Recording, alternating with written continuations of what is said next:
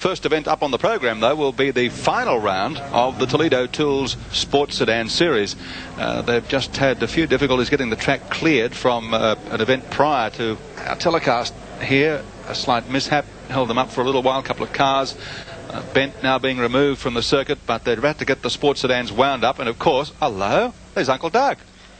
Yes, Dougie Mulray having a talk with our own Neil Crompton, who steps behind the driver's seat today. So Dougie boy and the Triple M crew all out here to give Neil a last minute good luck, I would imagine. Yes, well, he won't be taking his own Ferrari out there for a run against these guys. He'd be afraid to get it bent. I bet it hasn't left the garage yet. Here they come, though, with Mark Trenouth from Queensland leading the way in the Jaguar. Then Brian Thompson from Victoria in the Chevy Monza. Why don't we check out the full grid, in fact, while we're at it. Mark Trenouth in pole position in the Jag in a neat 50 seconds, sharing the front row of the grid with Brian Thompson in the Chevy Monza. Next position is Keith Carling, car number 40. It's Mark Trenouth who gets away quickly. Keith Carling got a beautiful start. Here goes Crompton up on the outside of Russell Kramer as they reach the top of Nissan Skyline and drop down into Dunlop Loop. And it's Trenouth, Carling, a beautiful start. Brian Thompson in third. Bob Tyndall is the next one through, followed by Russell Kramer. Neil Crompton rounds out the 7 as they exit now to the back part of the circuit, and we join race cam aboard the Castrol Mazda. Let's have a look at Crompton in action behind the wheel here in what is Mike Griffin's Mazda RX7 former Group C car. It's a big handful, but Crompton has showed that he's up to the task, qualifying 6th position on the grid, holding that spot down to this stage in the first lap of the race. Down to the late corner, Trenouth very cleanly out of the turn. Here comes Brian Thompson up on the inside and takes back second from Carling as they go across the line. 1 completed, 9 to run. And heading up Nissan Skyline again, the Queenslander Mark Trenouth in the Collarbon Jaguar, doing it ever so nicely over the top and dropping down into the loop. A better start this time from Brian Thompson. Holds a solid second. That's going to be hard for Keith Carling in the opening laps because that Chevy Monza has plenty of horsepower. The man used to tooling a V8. Chris Clearahan out of the race. The man from Canberra was expected to be a danger in the Chevy-powered Alfetta, but unfortunately he's pulled off the circuit. And we follow Keith Carling in third spot, coming down to the late corner once again as he tails Mark Trenouth and Brian Thompson.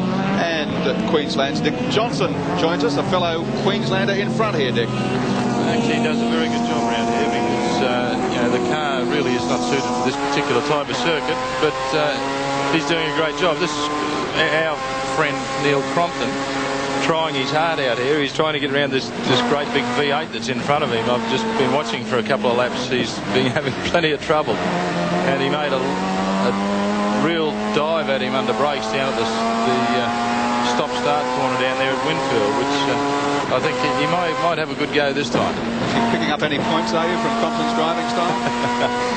Oh, we'll watch him, mate. I tell you what, if he drove half as good as he talks, he'd be looking real good. Well, he's not doing too bad.